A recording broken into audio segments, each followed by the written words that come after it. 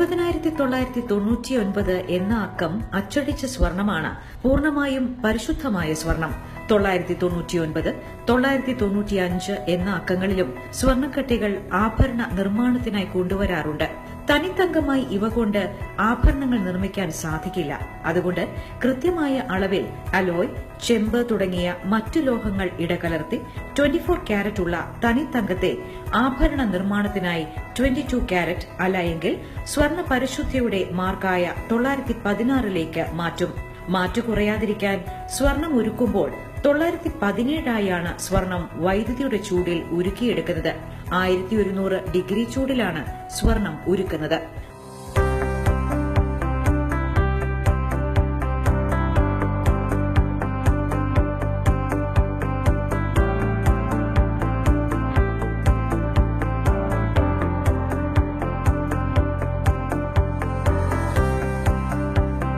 വളയുടെ നിർമ്മാണത്തിലേക്കാണ് Arabian stories ആദ്യം നിങ്ങളെ കൊണ്ടുപോകുന്നത്.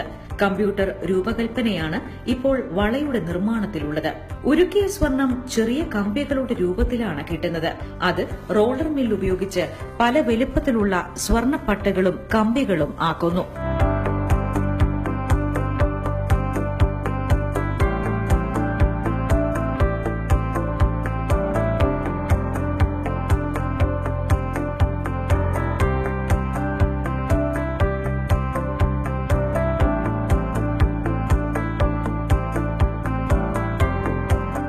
ഇത് സ്വർണ്ണപ്പണിക്കാരുടെ മേശമേൽ എത്തിക്കഴിഞ്ഞാലാണ് വളയുടെ പണി ആരംഭിക്കുക.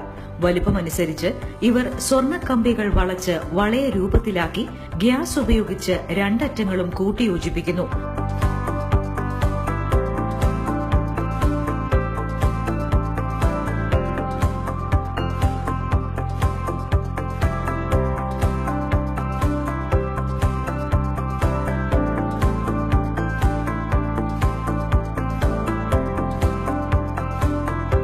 പിന്നീട് കാർബൈഡ് ടൂൾ, ഡയമണ്ട് ടൂൾ എന്നിവ ഉപയോഗിച്ച് വളയിൽ പലതരത്തിലുള്ള രൂപഭംഗികൾ തീർക്കുന്നു. കൈകൾ കൊണ്ടും യന്ത്രങ്ങളുടെ സഹായത്താലും പൂർണ്ണമായും 3D സാങ്കേതിക വിദ്യയിലും വളകളുടെ നിർമ്മാണം നടത്താനുള്ള സംവിധാനം മലബാറിന്റെ ഉടമസ്ഥതയിലുള്ള ഷാർജയിലെ അൽനസർ, അൽബറാഖ് സ്വർണ്ണാഭരണ ഫാക്ടറികളിലുണ്ട്.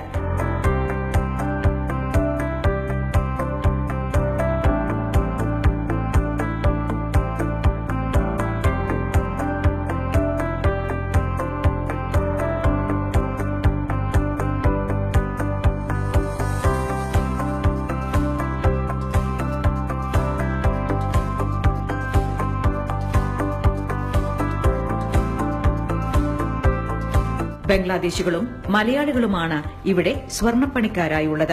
വളകളുടെ നിർമ്മാണത്തിൽ രസകരമായ ഒരു കാഴ്ചയുണ്ട്. വളകളുടെ ഭാഗങ്ങൾ കമ്പ്യൂട്ടർ ചിത്രങ്ങളിലേതുപോലെ മെഴുകൾ നിർമ്മിച്ചെടുക്കും. ഇതൊരു ചെടിയുടെ തണ്ട് പോലെ ക്രമീകരിക്കും. എന്നിട്ട് ഇതിലേക്ക് സ്വർണം ഉരുക്കി ഒഴിക്കും.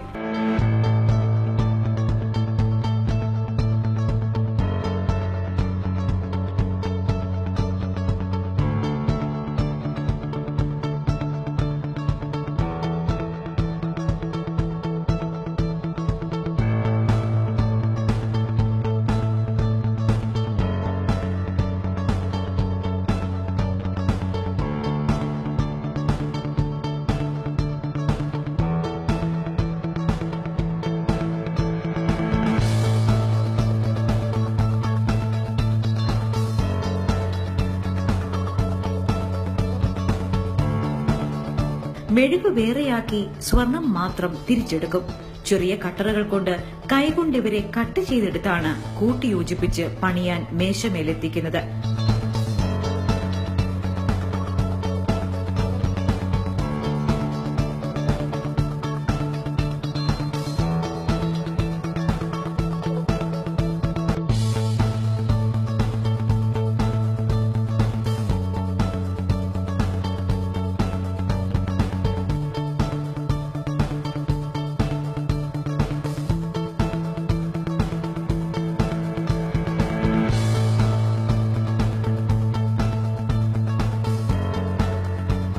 രൂപഭംഗി വരുത്തി നിർമ്മിച്ച വളകളുടെ പിന്നീടുള്ള യാത്ര പോളിഷിംഗ്, കളറിംഗ് എന്നീ ഘട്ടങ്ങളിലേക്കാണ്.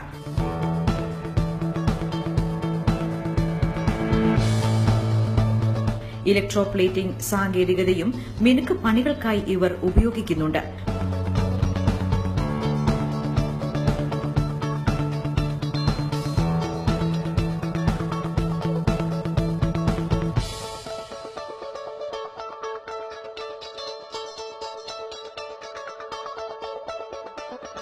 പിന്നീട് വളകൾ രൂപത്തിനനുസരിച്ച് തരംതിരിച്ച് ടാഗുകൾ ചാർത്തിയാണ് ഫാക്ടറിയിൽ നിന്നും ഷോറൂമുകളിലേക്ക് എത്തിക്കുന്നത്.